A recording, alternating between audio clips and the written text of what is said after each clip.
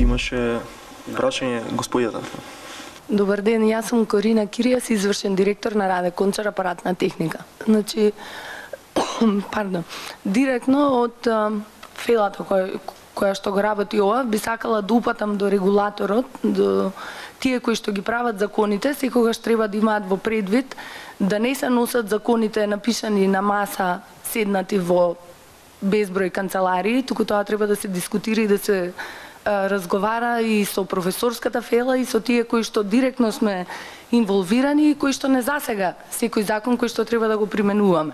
Посебно не да се донесуваат закони и измени на закони во месеци кога сите знаеме дека се одржуваат годишни собранија, особено 1, 2, 3 недели, нормално е дека се прават грешки и не може тоа да се имплементира согласно законот.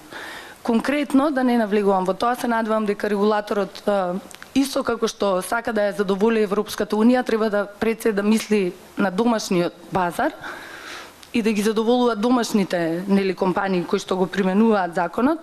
Прашањето ми е конкретно, што се случува согласно новите измени кога имаме доставување на полномошно од акционер, доставено известување, известувањето не е повлечено и доставено е ново полномошно на друг застапник по закон кој што се појавува на акционерско собрание. Значи имаме 2 полномошна, 1 известување. Кој ќе се применува според вас? Конкретно прашање. Пред да ви одговорам на тоа прашање, само дозволете уште еднаш да ви кажам дека врска со пишувањето на законите, значи од правно-технички, лингвистички, лексички, морфолошки, телеолошки, од сите аспекти кои што треба да се земат во предвид, во Република Македонија надлежноста ја има во влада специјализирано тело, тоа е Секретаријатот за законодавство. Собранието го има секторот за законодавство, каде што седат платени луѓе, вработени, кои се сметаат за врвни формални правни експерти, најголеми во државата, искрено да ви кажам, и се добар дел од нив кои што се последни чекери на законите пред да бидат усвоени од владата. Ти имаат свој капацитет, докаде може да одговорат, имајќи предвид знаењето, искуството и времето кое што го имаат на располагање, а прилично го немаат. Во делот на она што значи соработка со академската средина, значи видете, многу екстремно да се каже дека закон во кој што немало влијание академската средина или не биле директно прашани професорите, кои што знаеме некојаш ние тоа да го кажеме, не држи, бидејќи има закони што се добри и без тоа.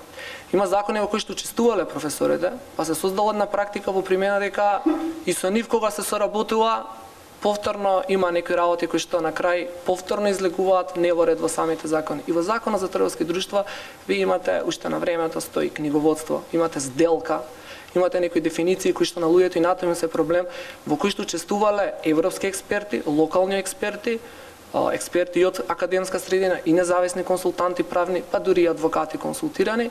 Значи, на сите име капацитетот тој што име во рамките на расположливото време, сепак можеме да кажеме дека оваа верзија на Законот за трговски друштва е подобра од сите претходни кои што биле. Има, мислам, 5 дури измени во последните 15 години на овој закон. Ова е најдолготрајната верзија и тоа е добро. Конкретно на вашето прашање, и мислам дека вашата компанија е доста активна, конкретно вашата и новија настани воопшто во прашувањето, и мислам дека сте комплетно добро запознаени околу времето на донесување посебно на овој законски пропис вие.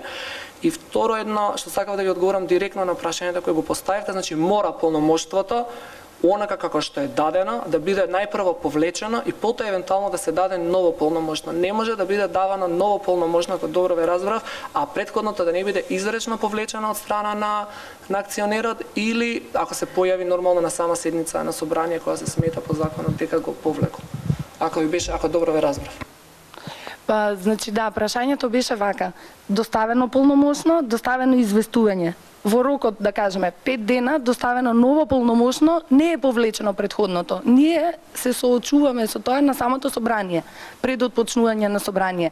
Дилема, значи, кој е полномошно, гледајќи дали по датумот, дали е повлечено или не е повлечено, според вас би требало да го регулаторот, бидејќи тоа не го пишува во законот, заради тоа технички проблем со кој што сме се соочили, ни бил навистина проблем пред извесен период. Јас сам за мало појаснување, дали се работи за она класично полномошно? Да, во писмена форма доставено. Заверени си двете на нотар? Не се заверени на нотар. Затоа што Согласно последните измени, нели, немаше потреба да се заверуваат. Значи, согласно последните измени 392, се малку Да. правнички ќе звучиме, меѓутоа вели само момент. 392Б. Значи не мора да биде заверено на нотар. Ние на нашата веб страна имавме објавено полномошна кои што акционерите можеа слободно да ги превземаат, да ги пополнат. Се извинувам по согласно измениве, значи став 4 вели ако со закон не е поинаку пропишано, значи она кога не се бара са котираните и со посебните обврски за известување, се дава во писмена форма и заверено кај нотар. Значи се уште постои врската за заверка кај нотар кога се работи за обично полномошно. Освен кај овие каде што се Тоа е изменето. Значи не се заверуваат на нотар. Не, 3924 се дава во писмена форма и заверено на нотар. Се уште. А вие сте котирани? Да, ние сме содружство со посебни обврски за известување. Значи првото, од аспект на кон Министерство за лично, се не можам баш да се знае толку законите, тоа е законодавно правна комисија на собрание, но јас кога би бил на ваше место, слободно би го земал во предвид првото, бидејќи првото и второто не е дадено како што треба, бидејќи првото не е повлечено како што треба. По мене полномошно по закон за облигации сега како помошен, нели би се повикале, полномошното вика може да се одземе без оглед на формата како што е дадено, така што ако јас како суверен носител на правото на собственост врз акцијата, мое право е да одлучам јас биделно на што вие би оделе по датумот и би сметал дека автоматски одземено со давањето на второто. Знаете, двајца правници, три мислења, така што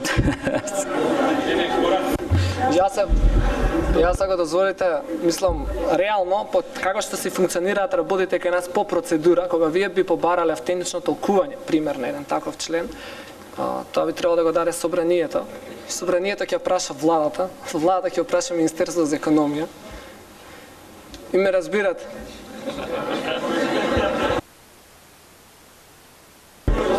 Ова беше јасно. Во ред, имајќи ги предвид и излагањата и вашите прашања, може да заклучиме дека при измени на законите најпрво да има добра комуникација и помеѓу министерствата и помеѓу професорската сфера, академската и секако бизнисот, вклучувајќи и учесниците на пазарот на капитал. Воедно при трансплантацијата на европската регулатива во нашите локални рамки да се имаат предвид локалните прилики. И секако, дефинитивно за заштита на акционерите при организирање собрание е потребно пропишување соодветни законски процедури и механизми, меѓутоа многу е важно и тие да бидат и лесно да може да се толкуваат од страна на практичарите и лесно да се применуваат. Ви благодарам на учеството, ви благодарам и на вниманието.